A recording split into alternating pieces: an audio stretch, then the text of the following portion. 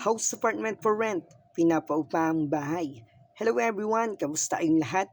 Para sa mga naghahanap ng house and apartment for rent, bago malilipat ang pinapaupahang bahay, ito po yung open, vacant and ready for occupancy na townhouse up and down with 2 bedrooms and 1 bathroom.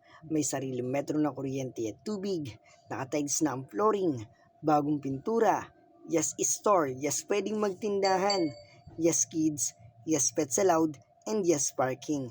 Yes inside subdivision, good community, and flood-free location. Malapit sa highway, may malapit na school at market. Hello everyone! Welcome back sa ating YouTube channel. Please don't forget to like, comment, and share. Follow and subscribe na rin kayo para lagi kayong updated. Yes ma'am, yes sir, ito yung bakanteng pinapaupahang bahay.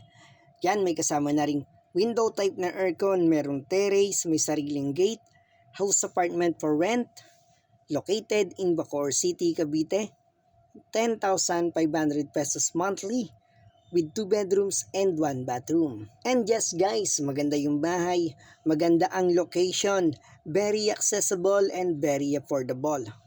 And yes guys, abangan nyo, marami pa akong iba pang i-share na mga house and apartment, but for this video, ito po munang pinapaupahang bahay, napakaganda po nito, pwedeng magtindahan, yan, may sariling metro na ng kuryente at tubig, may terrace, may rooftop, yan, naka-tiles, may sariling gate. Yes, house apartment for rent, 10,500 pesos monthly, located in Bacoor City, Cavite. And yes guys, baka meron kayong kakilala, kaibigan, kamag-anak na naghahanap ng house and apartment for rent. Ayan, para sa kanila po itong details and information para sa inyo itong isi-share ko. So ito yung bakante, yan kung mapapansin nyo, sa subdivision at yung kalsada. Kung meron kayong sasakyan, street parking only. Kung pwedeng magtindahan, yes, pwedeng magtindahan po dito. Kung meron kayong alagang pets, yes, pets allowed. So ito po yung bakanteng pinapaupahang bahay. Updated pa po itong video. 10,500 pesos monthly.